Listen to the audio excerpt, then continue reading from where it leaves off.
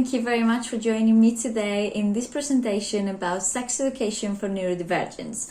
I am an educational psychologist, a social worker, and I have a master's degree in how to create new materials adjusted to people's special needs. I'm also the author of Sex Was Rude, Now Is Real, this book, which is how everything began. I'm also the co-founder of Personalized Education, and I am the author of a new curriculum, educational curriculum, to actually understand how we can use this book and how we can talk to neurodivergents about sex education. First main important question, why should we teach about sexuality? First of all, I would say that to give neurodivergents the right to actually be curious, to talk about their curiosity, their needs, the things that they want to learn about. For us neurotypicals, it's usually a lot easier. We kind of learn from movies, from society, from books. We kind of understand the rules about sexuality. We understand that it's a taboo. We understand that we shouldn't talk about it in certain situations. But maybe this is not as simple for everybody. And actually talking about sexuality, teaching them about sexuality, is giving them the right to be curious and to ask those questions that don't have a simple answer for them, even though we might assume that they should. Another reason to teach about sexuality to anybody really is that actually helps us building respect for our own bodies and also understanding other people's boundaries. So actually when we are teaching about sexuality to people, to kids, to neurodivergents, we are giving them the chance to express themselves, we are giving them the chance to learn about their own body, and we are giving them the chance to grow up their self-esteem, love their own body, love themselves, and be ready for rejection when other people will say no, because those are other people's boundaries. Understanding about sexuality is something very natural for neurotypical people, but not so much sometimes for neurodivergents. So with that taboo that we all struggle with sometimes, it comes a lot of anxiety. Also for us, for everybody, sexuality is a difficult subject for all of us.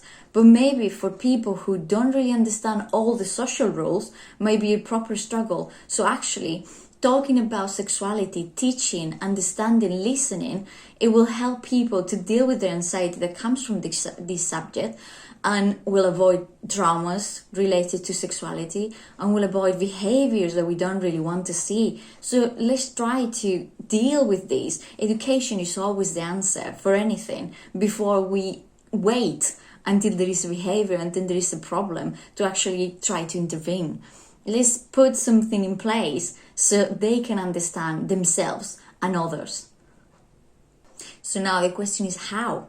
How to talk about sexuality, how to explain all those things, how to share that message, and how to make sure that what we are saying is the right thing and we are offering the right instructions for these people that see the world in a completely different way to us. This is my favorite part of this slide presentation. So if you have it in front of you, read it with me, because I'm literally just going to read it, because it sounds so confusing. But once we go through these, we are actually going to go one by one through everything, and you're going to understand it better. So how to talk about sexuality? First, offer a structure, but make it flexible to anyone's needs. Be clear and consistent about the main concepts that you want to teach, but be open-minded. Make it adjustable to everyone's experiences, but also make it natural and make it fun. But how? We are going to see it in a minute. But the question is, can we actually provide that flexible structure that I was mentioning before? It's a difficult concept, isn't it? And the way I see it and the way I work with it is that I organize myself into 4 different chapters according to how I think kids and myself grew up, how I learned when I was younger. It's not just that neurodivergents like structure, they do, but I did too. Because when I was growing up, I first started learning about personal space and other people's boundaries. I started understanding how other people would react with depending on what I did, basically. If I hug my friend, how is he going to react? But how would he react if I actually lick his face? then that was my way of understanding personal space and understanding boundaries and understanding how others feel about what I do. Then after that, when you're a child, you start understanding and seeing that a woman or a man are different physically, and that we have different parts, we have a different anatomy basically. So that's my second chapter. That's how I organized it. This doesn't mean that if you want to create your own structure for the person that you're working with, then you can organize your own flexible structure. But that is the main thing that you must remember. It has to be flexible.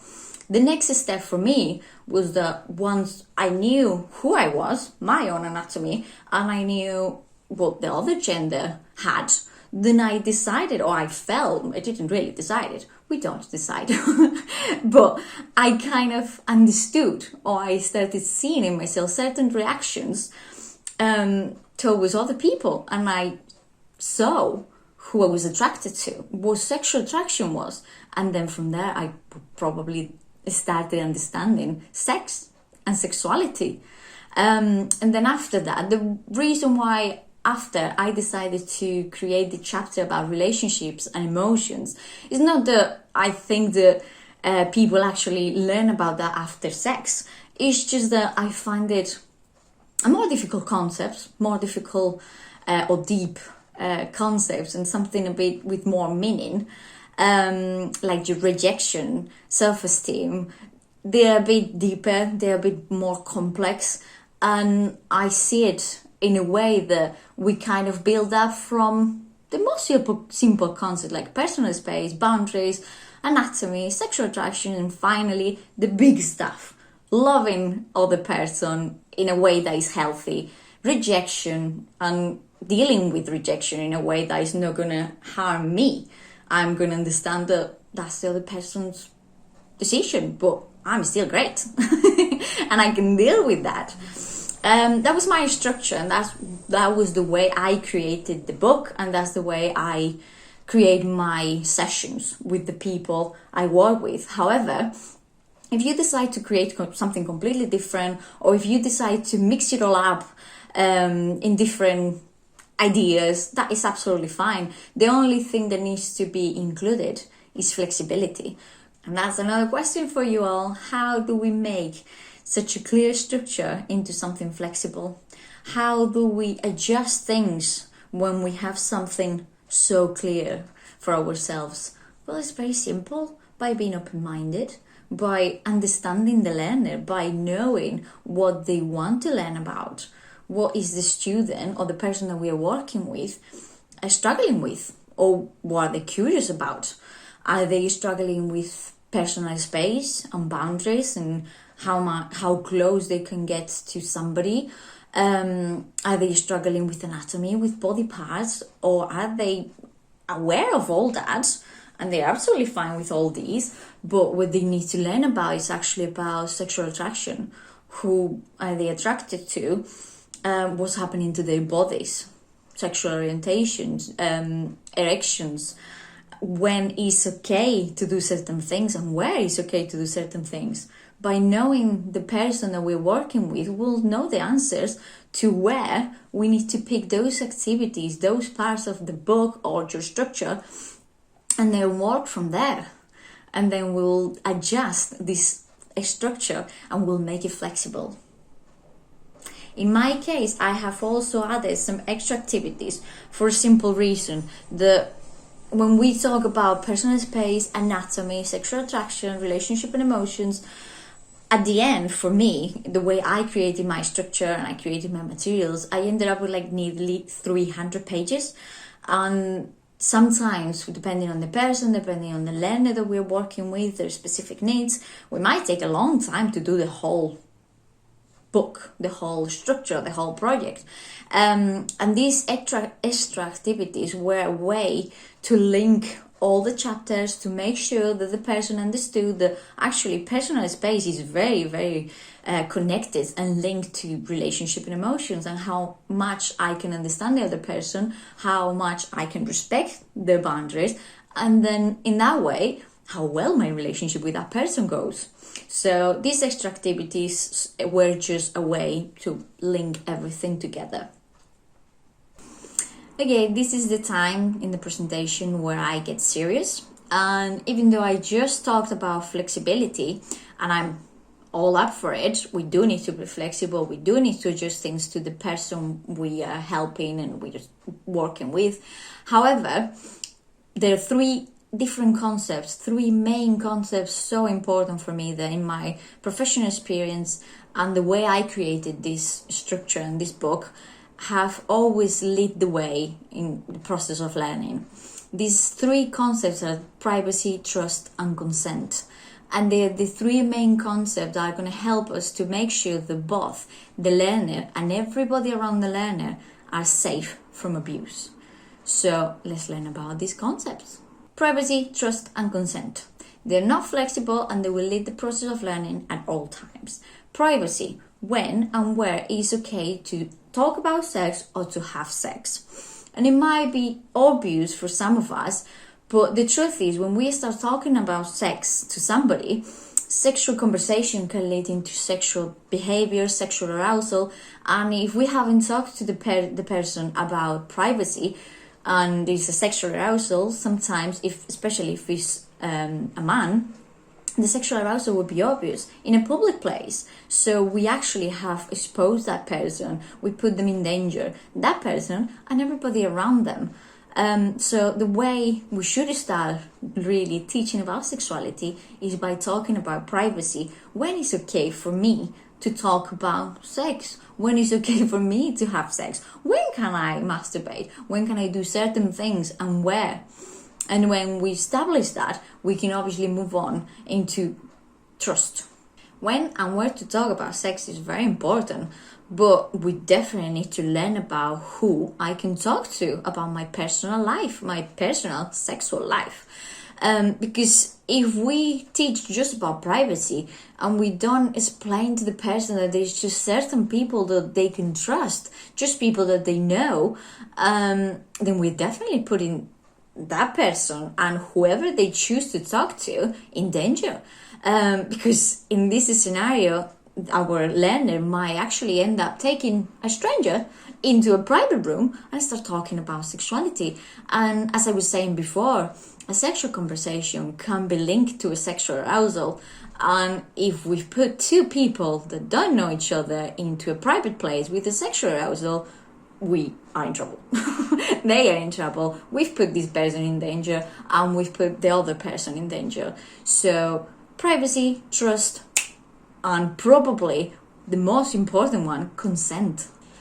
Privacy, trust, and consent. Last but not least, definitely not least. Maybe for obvious reasons for many people, but maybe not for everybody. And that's what we're trying to do. We're trying to teach, we're trying to educate, and we're trying to keep people safe. People who might not be aware of these important rules. It might be obvious, but if we teach about privacy and we teach about trust, but we don't explain to that person that actually whoever they've chosen to talk to about sexuality or whoever they like and they've chosen to be the partner or to have a sexual relationship with, they can say no. And that is okay and is their right. We might be putting them both in danger. First, because if they can or they don't understand that the other person can say no, maybe they are not aware that they should say no if they don't want a sexual relationship to happen or if they don't want to listen to certain conversations.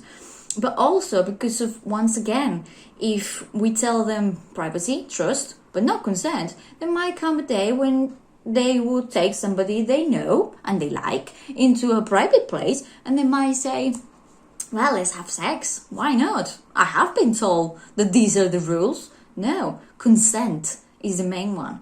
Because we need to respect other people's boundaries. We need to respect rejections. And what we need to help them with is dealing with that rejection and understanding that it's still okay. The main thing about life is that when you accept rejection, you can grow up and find the right person for you, the person who's going to see how much you are worth and how great you are. Adulthood is also included in these slides. It's not one of the three main concepts that I use during my sessions. However, I thought it was very important to add it, just because I feel like nowadays society, social media, TV kind of almost pushes young people into sex, into sexuality, into like sexualizing their bodies even very soon. And I find it very important to make sure that the person understands that it's okay not want to say to go that fast. It's okay to say no to that and take your time and actually be a child and enjoy your childhood for however long it takes. You know, when I was younger, we used to start a lot later than nowadays, and that is okay. And if you tell younger people now, they would probably look at you like, what? Really? You were a virgin until then? Yeah. And it was okay because the way I did it, I was respecting my body. I respect my timing. I decided when it was okay, and no just because society says that it should be okay, because that TV show I'm watching says that it should be okay, or because all my friends think they should be okay. So I just wanted to add adulthood for all the other reasons as well, to avoid abuse, obviously. So yeah, this is a very, very important slide. So I have it on my wall. So, you know, and that might be, if you're going to start teaching about sexuality to neurodivergents, to neurotypical kids, whoever, these three concepts and adulthood might be something to put up on your wall too, as your motto. So now going back to the initial slide that I mentioned, I really like because it looks so confusing, where we said you need to be consistent about your main concepts like privacy, trust, consent, and adulthood, but at the same time, be flexible, be adjustable, be open-minded about what the person knows and their experiences, which is the main thing. We need to know what they know, so we know what to teach, if that makes sense. So how can we do this? I kind of started talking about it before, but the way we need to start is actually by doing an assessment. And we actually can create it ourselves, depending on what you want to know about this person. You can create different scenarios to kind of find out what they know about. For example, if you want to know how much they understand about personal space and other people's boundaries, you can make things very simple by creating scenarios like, I am waiting in a queue at the supermarket, the lady in front of me gives me a smile, what should I do? Do I smile back? Do I hug her? Do I kiss her hand? Do I just run away? And it might sound silly, but there might be some people that wouldn't really know how to react to something like that. And then from their answer, in that simple scenario and that simple assessment, we will know how much they need to learn about. Maybe they will know everything from that part, and then we can move on. Or maybe they would need some help also with boundaries, with personal space, with how others feel about certain things when we react to them. And that's our way to start the whole process.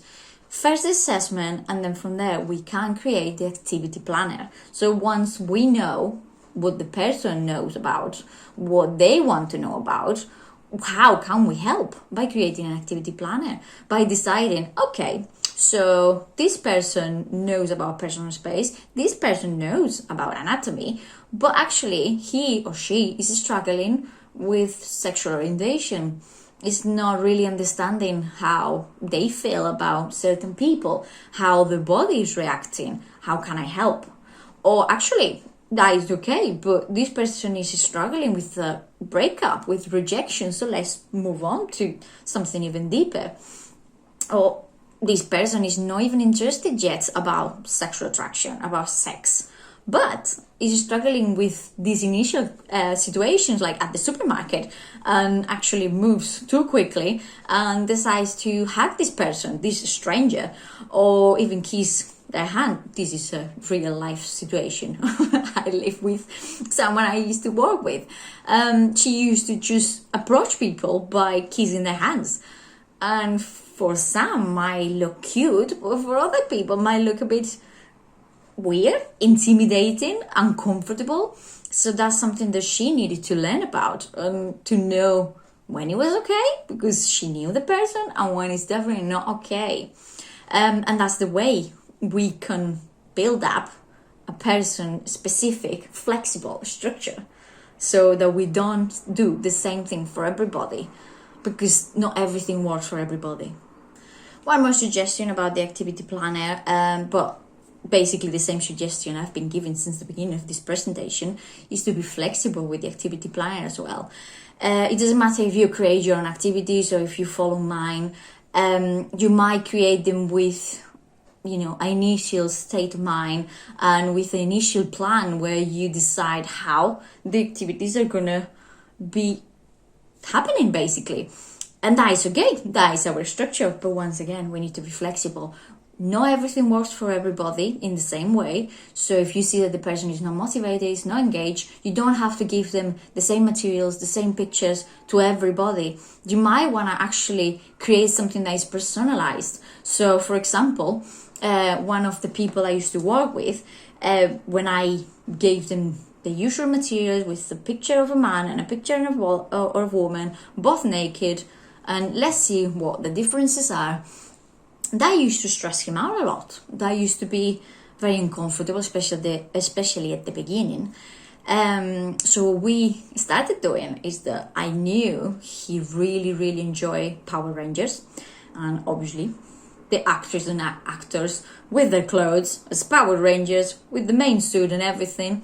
But we took these pictures, and the person was able to identify the body parts and do the anatomy assessment and the anatomy activities through Power Rangers. And that's okay, because he's still looking at people's bodies. He's still identifying the parts I want him to identify, but in his own personal way, in his own, a special manner. And he's happy, he's engaged, he's motivated, and that is the way, that's what we want to get. So no matter what you have to do, how much you have to adjust them, whether they're yours or mine, be flexible and don't always assume that they don't do them because they don't know or they can't. No, adjust things and make sure you've done more than enough for them to be able to engage, to be there, to be motivated to carry on with that learning. Because sexuality at the end of the day is learning for life, for relationships or interactions, is what we all want to learn about, really. Another very important point of this slide and this whole presentation, and once again another way of saying be flexible, is this next sentence that says don't look for the right expected answer. And it means exactly what I'm saying. The reason why I added it is because I realized that when I was doing this activity, when I was planning activities, I had a plan. I was kind of hoping to be able to tick some boxes. But actually, when we work with people, we all work in different ways. We all learn differently, and we all have a different way to see the world. And especially when we work with neurodivergents, that's their magic. They have a completely different way of seeing the world. So many times it happened to me that I realized that my expected answer was my answer. It wasn't the person's answer. Definitely not right for them, because for that answer to be right, it will have to be according to their experience, not mine. So as a way to give an example of what I'm trying to say with this whole explanation is that within my materials, I have a comprehensive test about sexual behaviors. So in this test, I basically show the person different images of different sexual behaviors. And then the person has to identify what the behavior is, depending on what they see. So I say masturbating, and they might say that, they might point at that if they are a female. I say anal sex, and they should point at that. However, the surprising thing came when I said touching, and I was expecting to see the person pointing at this, because for me, this is an interaction between two people where they are obviously caressing and touching each other and, cuddling kind of thing. However, the person actually chose this, which for me, I thought, well, maybe he's confused. Maybe he didn't understand what I meant. Maybe he's anxious about the whole situation and it was the closest image to him. No, it wasn't that. It was actually him telling me, for now, up to this point, my only sexual experience is being with myself. And actually that is touching for me. So that was perfect. That was his way of telling me his right answer, that it was not my expected right answer. So this is just another way of me telling you all to be flexible, to be open-minded, and please don't just do these activities trying to tick boxes, because that's not how it works. And last but not least, before we move on to the next slide, I'm going to try to be quick on this one, but I might get a bit angry. And this is a very important one for me. As I was saying at the beginning, education, teaching, explaining, talking is always the solution for anything in life, but especially for this topic. Please don't wait until the wars happen. Please don't wait until we see behaviors. And the reason why I'm saying this is because in general, we just take sexuality like a taboo and we try to avoid it, and ask the person to just hide it away, because they shouldn't be allowed to ask questions. Nobody should. And we just wait for a behavior to happen, for the questions to kind of be shouted at us in our faces. But also because this kind of reaction and attitude and way of dealing with the stuff is mainly towards women. And I'm saying this because in my professional experience and during this whole process, and as I started writing the book, to when I passed the book to Spain and we're translating it, to when I created this educational program with United STI in United States, everywhere there's been somebody who's told me, well, why should I teach sex education to women? It's not like they have obvious sexual arousal or obvious sexual need. What? I mean, okay, women don't have a visually obvious erection. That is true. So that means that in a public place, we don't have to feel uncomfortable. We don't have to learn how to hide it and how to deal with the erection. However, that doesn't mean that women don't have sexual arousals or sexual needs. And actually, by just pushing it away, pretending that it's not there, and just ignoring it, all we get is to reach a behavior, traumas, fears, anxiety, and honestly, what are we waiting for? How a woman can tell you that she has sexual needs if you are pretending that that doesn't exist for her? So are we just waiting for the woman to actually jump on someone else and say, I do want sex and I do want a relationship? Because as I said from the beginning, actually education, teaching, talking, being natural, being real about this whole subject is the only way that we can avoid anxiety, deal with it, avoid traumas, fears, avoid all these problems that we have all been having for many years, myself too, everybody. But avoiding it, pretending it's not there, saying women don't have, it's just painful to hear, to be honest. And in my professional experience, I was actually working in a day service where two women, I mean, all of them, I'm sure they had, or most of them, had sexual needs. But two of them actually kept saying that they wanted to have a boyfriend. One of them kept hugging, kissing everybody around her. What else do we wait for? What does she need to say for us to listen and to hear? Does she needs to know? Does she wants to know? Please don't wait for the worst to happen. Please don't pretend that someone doesn't have sexual needs just because is a woman or because they don't say it out loud.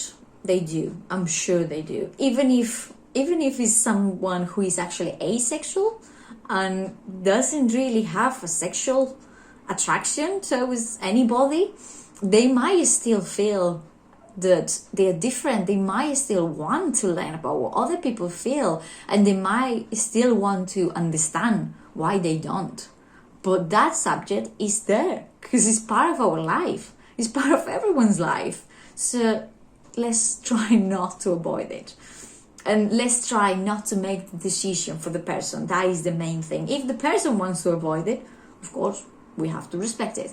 But otherwise, don't make the decision for anybody else. We are reaching the end of this presentation and we are getting to the part where we need to be flexible, we need to adjust things to the person's experiences, but we also need to make it natural, and we need to make it fun, and we need to make it enjoyable, and we need to make sure that the person is engaged with the activity, that the person is not stressed by the subject. And how can we do this? The way I did it, the way I chose to make my materials was actually through comics, through games, through fun things. Let me show you some. You can see that everything is colorful. It doesn't look like a scary subject. That's how we need to make it into something that is fun, is colorful, is vibrant. It's okay to talk about it. There's smiles everywhere, as you can probably see in there. Because why not? Sexuality makes us happy as well. Sexuality brings us the opportunity to interact with others. So that's the way we need to do it. That's the way I decided to do it, through comics, games, activities, stories, anything that could be actually seen as, yeah, why not? I'll take it. It's fun. It's not a long presentation. It's not a big book that, I have to go through. It's not biology. It's just something natural, step by step, handle easily, and actually adjusted to me, to my needs. And the reason why I'm saying this, and the reason why it's so colorful and vibrant and happy and cheerful, is because of what I was saying before about all the fears, the anxiety, the difficult emotions that come with talking about sexuality, that come with talking about our own body. How do we feel about ourselves? And the way we can allow the other person to open up for us and actually allow us to guide them in this process of learning is just by being natural and by being fun and by making it cheerful for them, and by creating an environment or a place for them to be themselves and be able to express the fears and the curiosity, the needs, the questions, and never, ever, ever feel silly about them, about anything they want to say, about anything they want to ask. This was my way, and however you do it, however you organize your structure, however flexible you make it, whichever other concepts you add, don't ever get rid of the main ones. Privacy, trust and consent. But whatever other concepts you add to create your own sessions, please just make it fun, make it natural, make it real, make it like you're talking to an adult, like you're having a natural conversation to an adult about something that happens to all of us. We all feel attracted to other people. We've all been rejected before. We've all felt the pain of a broken heart, as dramatic as that might sound, but it's true. And that's what we're actually offering here. That's what we're trying to teach. It's okay. It's okay to ask. It's okay to have questions, to be scared, to be shy, to be ashamed of certain things. But it's not necessary, because we are all there. We've all been there. And we'll all be, really. The kids that are growing now will be there at some point. but hopefully somebody, us professionals, you that you're listening to this, you'll be able to guide that child, that person, into someone confident to deal with their sexuality, their personal life, their relationships, their emotions. And that will actually make life so much easier for all of us, for all of them, for everybody. So thank you for listening to me today. And as you can see, there's one last slide where I bring you a deep sentence to think about, and it's basically what I have been saying this whole time, that if we can talk openly about sex, we will be able to educate minds open to talk, ask and resolve. Thank you so much for being listening to me today.